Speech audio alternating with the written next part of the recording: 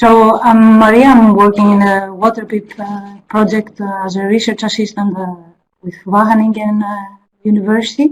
And today I'm going to talk about how AquaCrop software works and how it can be used to do a diagnostic analysis and understand the reasons behind low or high values of water productivity. So at the beginning, firstly, I'm going to talk about these agronomic aspects that influence water productivity, such as field management, water stresses, and other forms of stress. Then I'm going to present to you how AquaCrop works and the simulation steps that it uses. And then I'm going to introduce the Cropman case study and the methodology that we used. And then Gerardo is going to discuss more in detail the diagnostic of each farm that we simulated and present the AquaCrop WaPOR comparison of the results. So we have seen in the previous webinars that water productivity is about the kilograms of biomass and kilograms of yield over the total amount of water that is evapotranspired, the water that is consumed. However, in turn, the biomass and the yield depends on the physiological processes of crop growth that affect transpiration, biomass, and the determination of the harvest index. The harvest index is defined as the percentage of the harvestable biomass against the total biomass production, which of course defines the obtained yield that we have in the field. These three aspects, the transpiration, the biomass, and the harvesting index, are also dependent on agronomic field factors such as water stress, temperature stress, field management practices, soil fertility, and soil salinity stress. For example, when there is severe water stress, transpiration cannot take place, and thus biomass is not produced. In turn, depending on the timing and the duration of this water stress, the harvest index can be either positively or negatively affected, and affects also the yield. Additionally, we know that the initial soil water content is very important for the germination of the seed, and possible shortages of water during these first days of crop growth can cause the complete die of the plants. Lastly, choosing a correct variety and appropriate variety depending on the climate is very important, because it is not logical to use a variety with long growth cycle under rain-fed conditions and dry climates. So overall, all these agronomic factors affect the physiological processes of transpiration, biomass, and the determination of harvest index, and thus also affect water productivity. For this reason, in order to understand the reasons behind low or high water productivity values and direct our interventions in meaningful ways, we should understand and analyze the influence that these agronomic factors have. So AquaCrop provides an easy-to-use software that considers all these factors that I mentioned before. AquaCrop was developed by FAO and is a plant growth model that simulates transpiration, biomass, and yield with a relatively limited number of inputs required. It gives a day-by-day water balance in a sort of vertical transect that studies the interactions between the soil, the plant, and the atmosphere, the climate, as you can see in this graph. AquaCrop also separates the evaporation from the transpiration part of ET, and thus it calculates biomass based on transpiration, and thus the beneficially used part of evapotranspiration.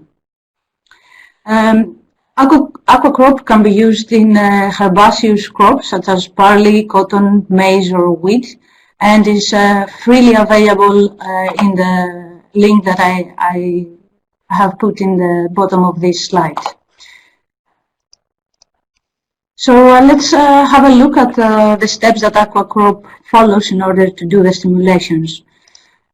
Firstly, the green canopy cover is simulated as a percentage of the soil surface that is covered by the canopy. In general, canopy development is characterized by 4 growth stages: the emergence, the maximum canopy cover, the senescence, and the maturity. The green canopy development also depends on two different aspects. The first one concerns the physiological properties of specific crops, such as the type of the crop and the variety, as well as the climatic and management conditions, which involve the stresses, the water stress, the temperature stress, soil salinity, and soil fertility stress. Based on these aspects, AquaCrop simulates the actual canopy cover development, as well as the optimal green canopy cover development that would have taken place in the absence of water stresses or other different stresses.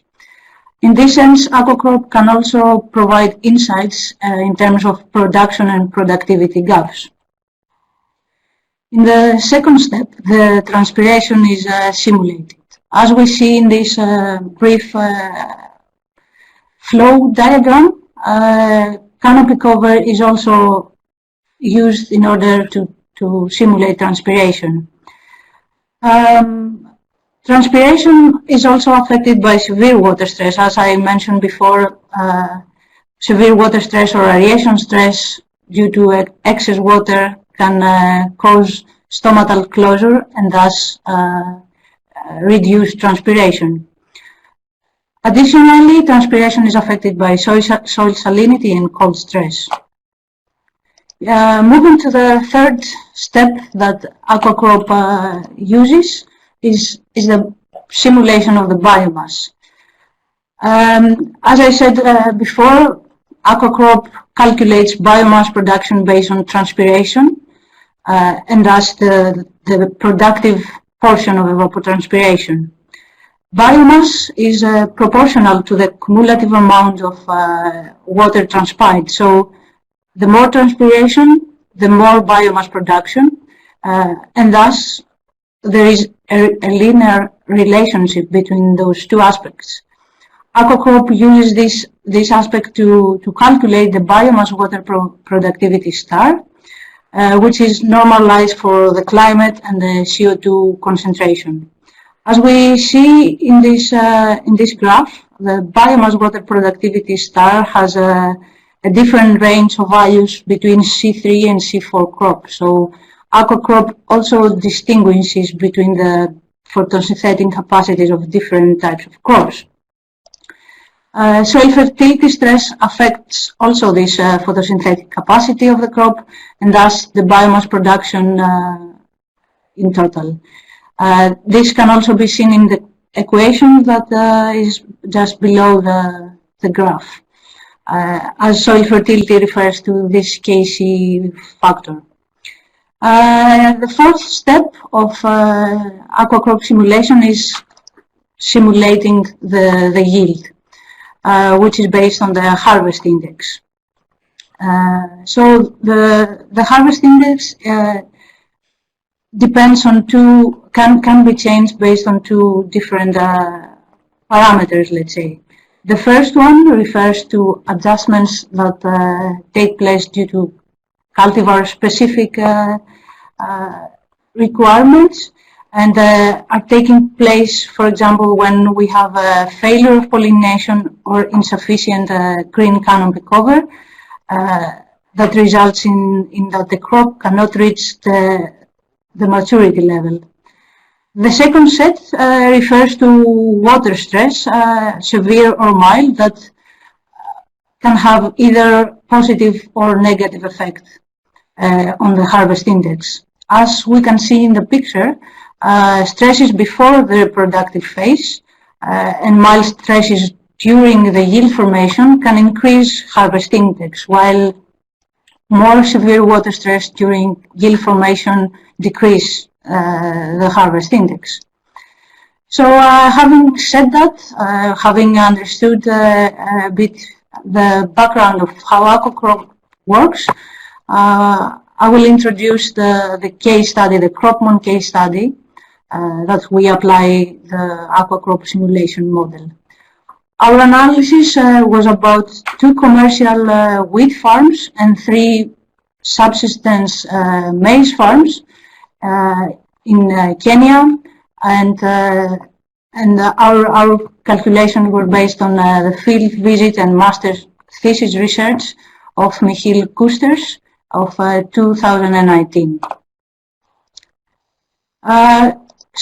In order for AquaCrop to assess the climatic and management stresses, we need to have certain input files that we use for the initial simulation. So as a first step, we inputted a climate file with temperature and rainfall data that were obtained from the field, from meteorological stations next to our farms, from TACMO organization.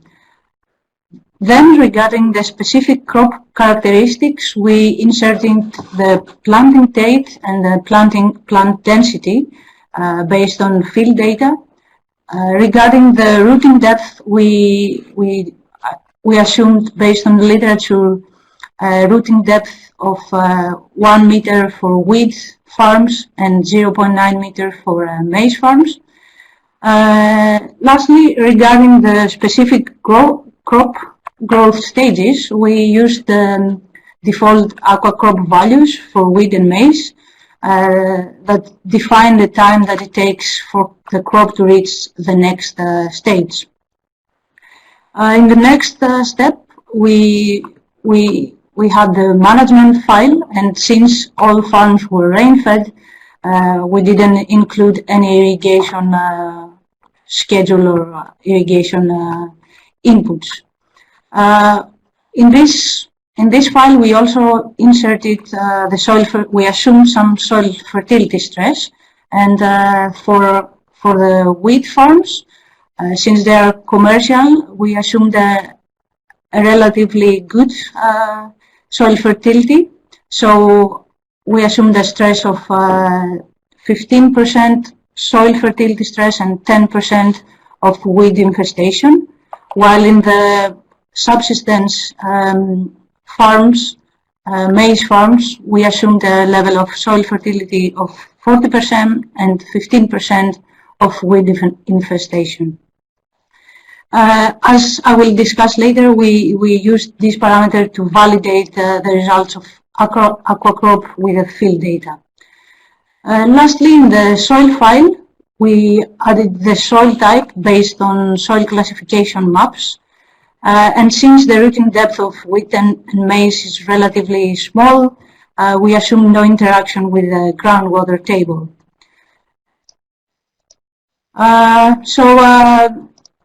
After the initial run with the previously mentioned parameters, we validate AquaCrop's results based on canopy cover field data of 10-meter resolution and the reported yields from farmers' interviews. The parameters that we mostly used in order to validate was the soil fertility and weed infestation. And for the initial soil water content, we assumed that soil water at the beginning of the planting date was at field capacity, and thus it was enough water was in the root zone to avoid water stresses during this initial period. Regarding the crop growth stages, we had to adjust slightly the date of maturity so that we have a better fitting between the observed, the reported yields and the simulated yields. And as you will see now following, Gerardo is gonna discuss more in detail how how we did the simulations and the diagnosis for these farms. So I give the floor to Gerardo. Thank you, Maria. Yeah, I will just take you along the farms that we've been simulating in Kenya. First, to start with the commercial wheat farms, rain-fed conditions, and as I said, we have two sets of field data that we can use to validate the simulation of AquaCrop. And as you see in here in this graph, let me see,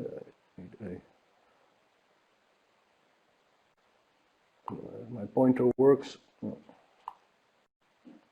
Does it work? Yeah.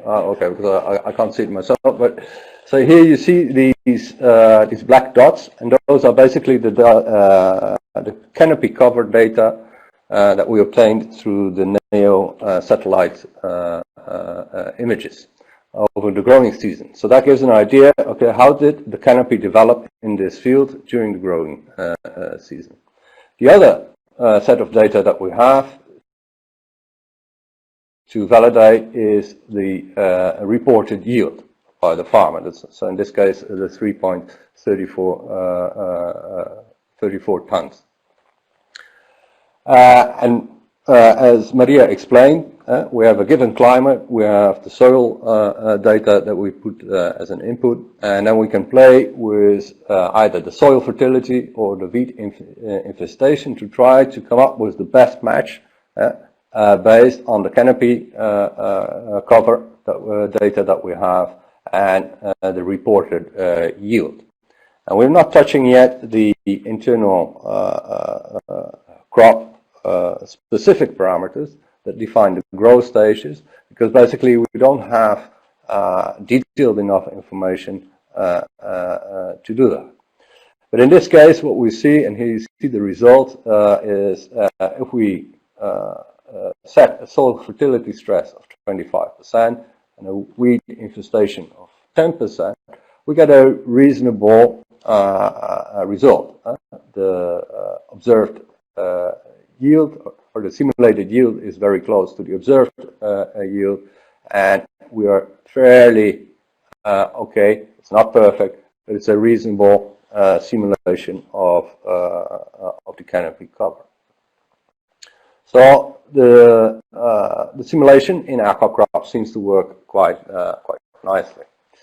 And what it does enable is to look at how does the growing environment perform over the growing season. And over here you see a lot of information. Basically on the top bar you see how much transpiration has occurred during the season, and as long as it is blue, it basically says you meet, the crop can transpire the amount that is required. And here towards the end of the season we see that the blue bars do not match the potential bars, and basically we're facing a condition of quite severe water stress leading to stomata closure.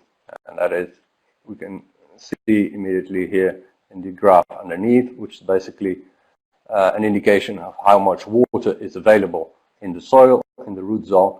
And here towards the end of the growing season, we are below the red line, threshold line for stomata closure, and we have quite some severe water stress, which is indicated above. It shows that we have too little transpiration going on.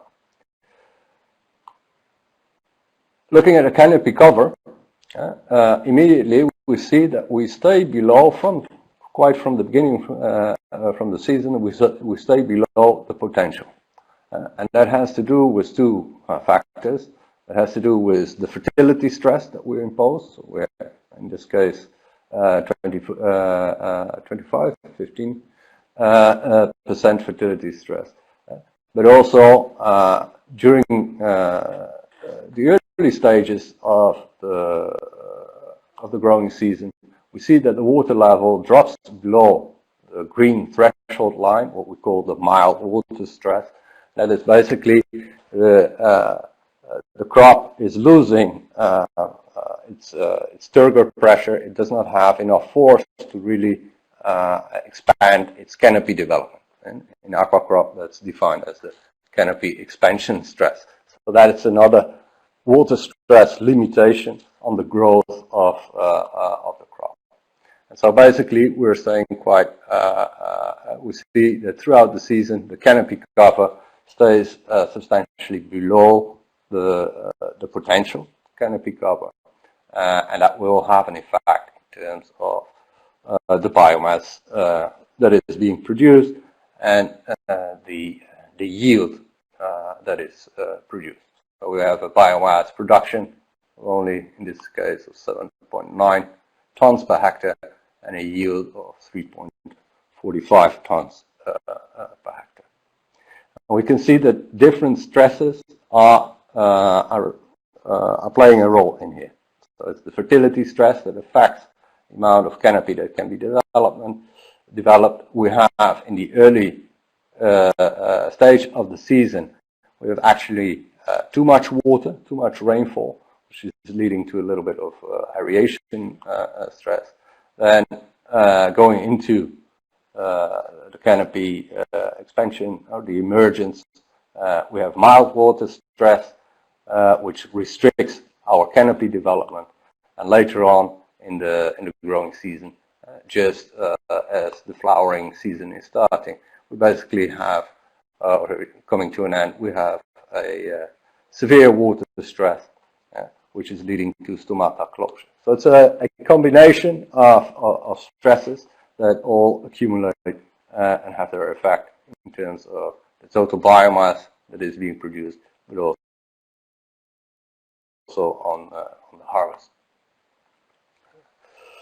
And in this case, what we see is that the harvest index, which was potentially 48%, is the default value that is set, is adjusted to be 43.6%, which is mainly due to the severe water stress that we see occurring from flowering and later.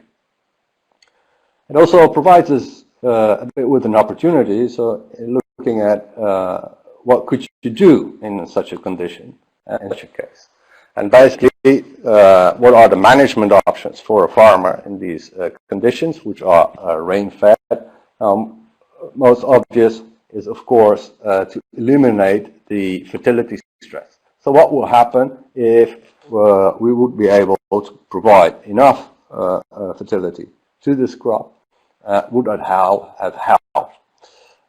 And well, seemingly yes, because according to the AquaCrop simulation, we will get a higher yield from 3.4 to 4.3 tons per hectare. But it is not as much as we would potentially anticipate, and it is basically because we still face that water shortage, that shortage in rainfall during the second half of the cropping season. And in effect, the water stress becomes more severe under no fertility stress than in the case with fertility stress. And that is because it's just the other way around.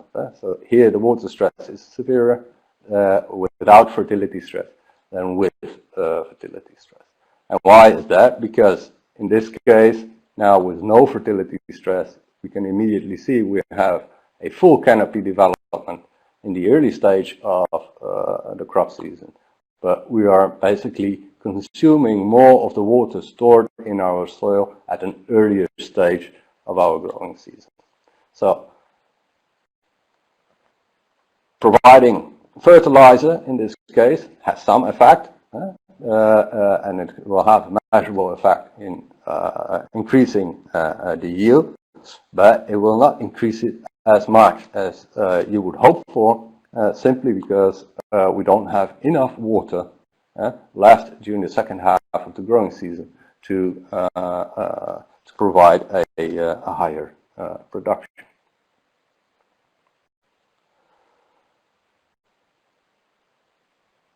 we see similar situations happening in the other farm, the wheat farm, and I think here we are more happy and exactly simulated in the same manner. So again, we have the canopy cover data throughout the growing season that we used, and we have a yield that has been reported.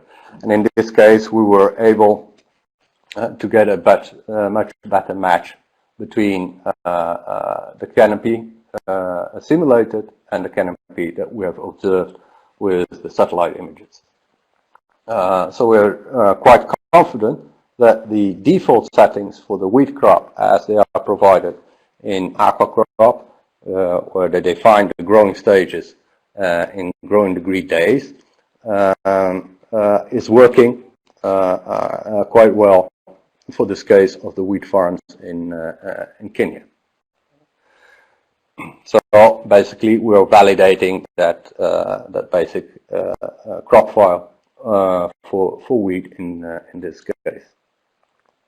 And also here, you see the similar situation as in the previous wheat farm. We have a limited reduction in the canopy because of our fertility stress, but as the season, then we have some mild water stress in the beginning of the emergence stages, which reduces the canopy development, and later on we have some severe water stress, which is really reducing again the transpiration. So different stresses occurring at different stages over the growing season, all having their effect on biomass, on transpiration, but also on the yield. And in this case, we have, again, due to water stress, we have a mild effect on reducing the harvest index, which is by default set at 48% in the AquaCrop settings. But because of water stress, we have a reduction of the harvest index to about 46%, which is mild. The other reduction is basically just that we have not enough biomass produced to provide a higher yield due to a mild fertility stress and a quite pronounced water stress.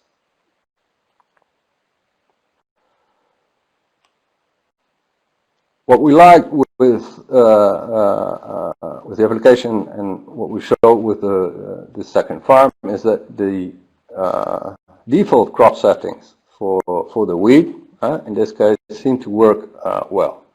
As we'll see now, when we're looking into the maize fields, we're coming to a much more difficult situation, which we basically try to do the same approach. We have a set of canopy cover data, which is very long, and there is quite a bit of noise. Which section of this canopy data is green? We don't know. We have a yield that is being reported, and we try to match it. In this case, as Maria already indicated, we said, okay, the first step we can switch, see with how much fertility stress can we use. Subsistence level, small scale farming, we know that fertility stresses occur a lot in East African rain-fed conditions. So we've opted for severe fertility stress, in this case, up to 40%, which gives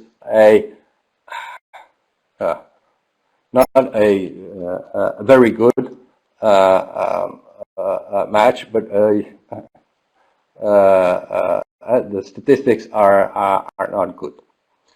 The other thing that we're facing is that we faced in this simulation is that we find it was difficult with the default settings of the maize crop to come close to the observed or the reported yield of the farm with the simulated yield. And to this end, basically what we needed to do is to change the crop settings within AquaCrop. And the only way we could come up with a semblance between the simulated yield and the observed yield is by extending the maturity time for the crop by, in this case, 100 growing degree days.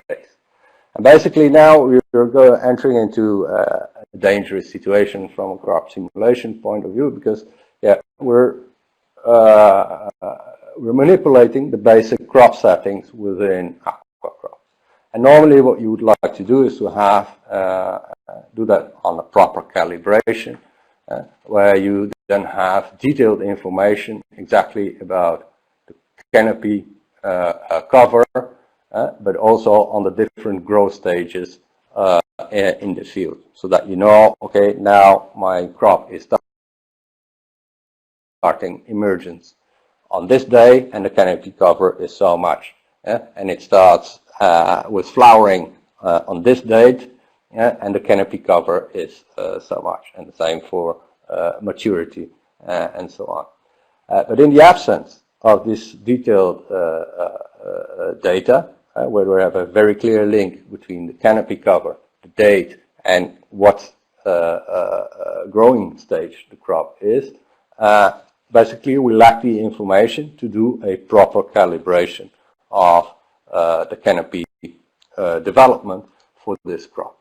So we did a slight manipulation. It's okay, if we increase the maturity by 100 growing degree days, but basically we don't have the good field data to say that, then we get a reasonable return in the yield, but the simulation in terms of canopy cover is not so good.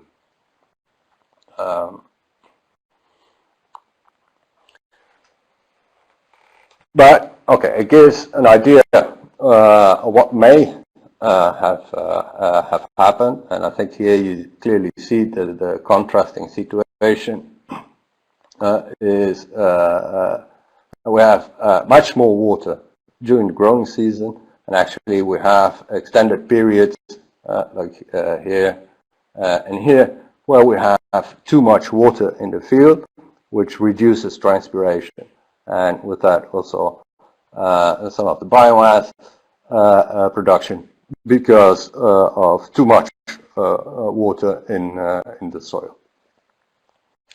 The canopy is reduced primarily because of this severe fertility stress that we have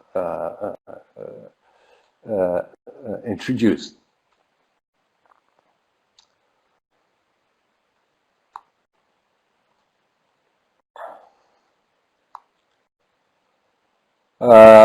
Another issue that we face in this context is when we look at the yield and the harvest index at the situation, is there is a discrepancy between when the crop is mature in the simulation, where you say, okay, after 154 days after sowing, the crop is matured and basically ready to be harvested. However, in the field, the farmer, the reported harvest was 243 days. So that's a substantial longer period. Now, also from literature and from other studies, we know that it is not uncommon in some of the conditions of East Africa for farmers to leave their maize crop standing on the field after maturity to dry. And to really to dry the crop standing out in the field. But this has risks also with regard that you can lose some of your yield due to diseases and rotting if you leave it standing out too long in the field to dry out. But from literature, we know some farmers can leave it up to 90 days after maturity in their field. But from a simulation point of view, this complicates matters a little bit, because the reported yield, is that then does that include yield losses only during the growth stage? So was that already yield loss at maturity, or is that a yield loss that has occurred after the maturity has reached? In the lack of detailed information, this complicates matters a little bit. In this case, we have a slight reduction in the harvest index, and as you will see, this is not due to water stress, because basically we're not facing a lot of water stress in this situation, but it is purely because we have extended the maturity date by 100 growing degree days, and then AquaCrop simulation indicates, okay, at a certain point I don't have enough green canopy left to produce more yield. So potentially I would be able to produce more yield, but I just do not have enough green canopy left on in my crop to produce more yield. So we have a slight reduction going from about 48% to 45%.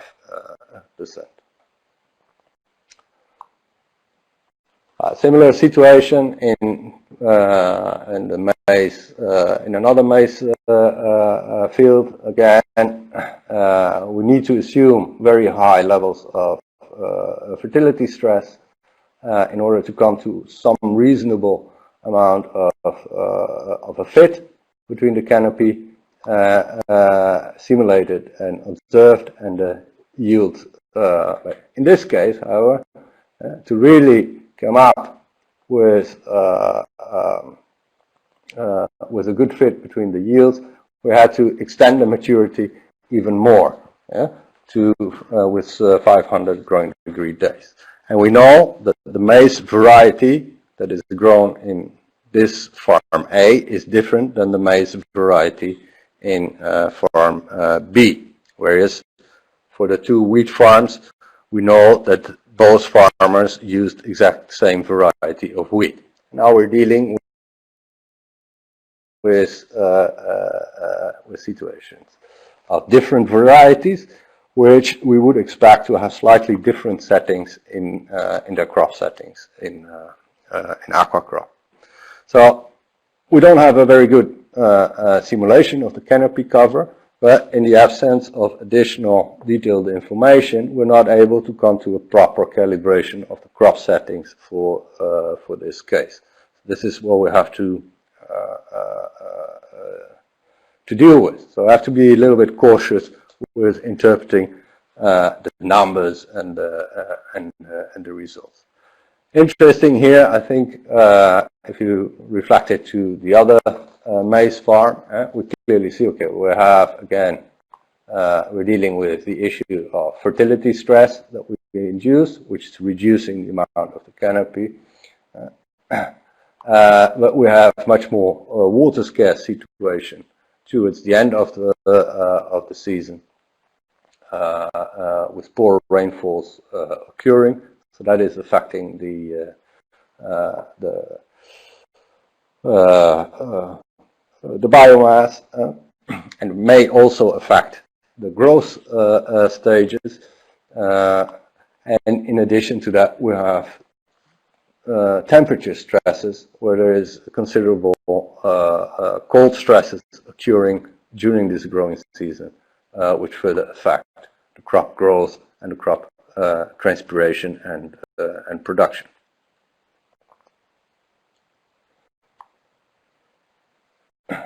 Again, here, so what we will see in this case is that we have a severe reduction of the harvest index to 27%, and that is basically imposed by our setting. Yeah? So we have to be a little bit careful with the interpretation of this value. It looks like an high value. Basically, this is imposed by how our manipulation of the crop setting by extending the maturity time with 500 growing degree days. And yeah, in the absence of good field data, we have to be careful with these numbers.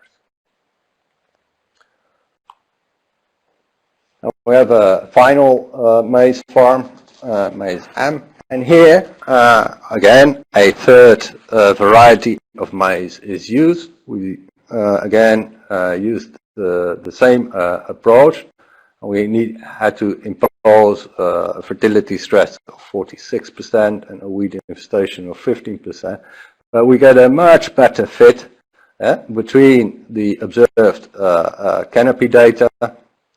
Also the statistical values are much more reasonable. Which is interesting because this was the oldest variety of maize that was used. And so in this case, we can say there is a better fit between the default AquaCrop settings for maize and this old variety of maize that is being used in this farm. If we want to do a proper simulation for the other two farms, we would actually have to do a more data-intense calibration. And we see that we get quite a good match between the simulated yield and the observed yield as well for this case. Now, what are the options in here? Again, we have quite favorable rainfalls, at times too much rainfall occurring, which leads to a reduction in transpiration. But there is certainly no severe water stress. We have to deal also with reported pronounced period of cold stress, which reduces the growth and the yield. But in this case, compared to where we say, as we are not facing severe stresses during the second half of the season, in a case like this, it would pay off to fertilize the land because seemingly we have enough water during the remaining of the growth season. And in this case, what you will see in terms of the harvest index simulation, we see that there are no severe stresses occurring in terms of water that affect the harvest index. So the harvest index remains at 48%, and the major reduction in production and yield is due to fertility stress. And here we just give a slight summary and overview, and I think you can look better into the details of these of the 5 simulations from the PowerPoint file later on. But I think to stress, well, if we're interested in the water productivity in terms defined of the kilograms of yield per cubic meters of evapotranspiration, we normally would expect a higher water productivity for maize than for wheat. And in this case, we basically see that there is no big difference. In fact, in some cases, the maize is performing lower than the wheat. And that is primarily explained by the soil fertility rates, where the soil fertility stress in maize is much more pronounced than in the cases of the wheat. And as long as you have favorable rains throughout the entire growing season, then you could address those stresses with fertility management. But in the case as in the farm A, or also in the wheat farms, you see there where there is still pronounced water stress in the second half of the growing season. Then adding fertilizers will only have a limited effect, as you basically increase the water stress further in the second half of the growing season. Well, working for the and I think the what we say with this application of AquaCrop, it works quite well and quite nicely if you can combine it with field data sets with reported yields, and you have some indicators of canopy development during the growth season. We're quite pleased with how the AquaCrop settings for wheat work, and with maize clearly we have a more complicated situation. It seems to work reasonably well for one variety, but if we are dealing with other varieties, clearly the crop file settings will have to be adjusted to reflect the growing dynamics of those varieties better. But to do a proper calibration of those crop settings, we really would need additional data to do that. But I think it's interesting to clearly shows that there is an interest to develop those calibrations for different varieties of maize. So we're working with the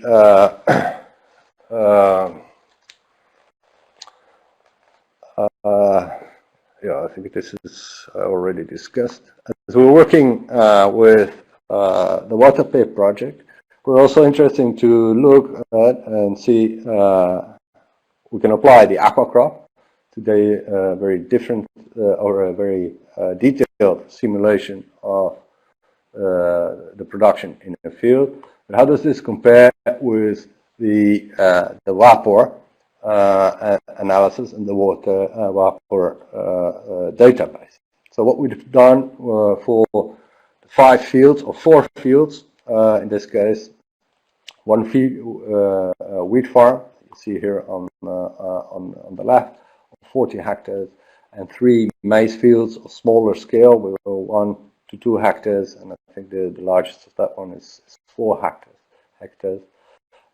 To obtain also the WaPOR data for that same field, that same crop, and that same growing season. And how do those data compare then with our simulation results in AquaCrop? So from the WaPOR database, we use the level 2 data because that's to do with where these fields were situated in Kenya. So we're dealing with 100-meter resolution georeferenced pixels. We applied the same planting and harvested dates as in AquaCrop to define the simulation period or the data period for WaPOR. We abstracted the seasonal evapotranspiration, the net production function, which is based on the light efficiency, which we then converted into above ground biomass for wheat and for maize, and then WaPOR mostly applies or can be applied with the fixed harvest index to obtain the yield.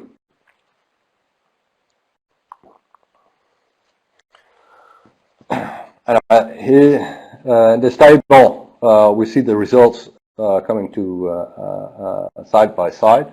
And first, for the wheat farm, I think it's interesting to look in here. We see immediately, okay, we have an issue in terms of the simulated evapotranspiration for AquaCrop, about 330 millimeters for the growing season, whereas from WaPOR we only you had 200 millimeters, 199. So considerable lower. So there is some form of discrepancy between those two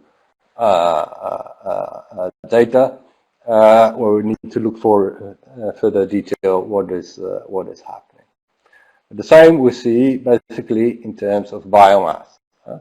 The biomass reported from WaPOR is lower than the one simulated in AquaCrop, but given that the evapotranspiration is much lower than the one in AquaCrop, you will see that in terms of water productivity, there's still quite a difference between WaPOR and AquaCrop for the WUR.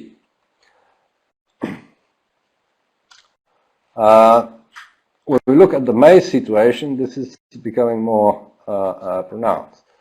And it is, if we look first at the ETA data, although there are small farms, much smaller farms, actually we have a very good comparison between the evapotranspiration from AquaCrop and WaPOR for all three farms. They're all within the 5% margin. So that is what we would consider as a very good match between those two types of data. Where there is a very large discrepancy is between the reported biomass. Where, for instance, here in Farm B, we have a simulated biomass in AquaCrop of 14.7 tons per hectare, whereas WaPOR returns a biomass production of 41 tons of biomass for the same field, which is actually higher than the maximum potential biomass reported by AquaCrop. This is consistent. We see this very large difference in reported biomass between WaPOR and AquaCrop, which then immediately has an effect on the reported water productivities, which then provide very different numbers. Here 1.12 for the AquaCrop simulation and 3.13 for the WaPOR simulation. So I think clearly this is an issue that we need to look further into detail. And I think that the main issue that we're dealing with and that we have to look more careful into detail is how does the WaPOR calculation and the simulation of the net production, how does that account for a fertility stress? Especially as in the wheat cases, we're dealing with severe fertility stress. We know that the canopy development is affected. It's not only the size of the canopy, it's also the greenness of the canopy and the photosynthetic efficiency of the canopy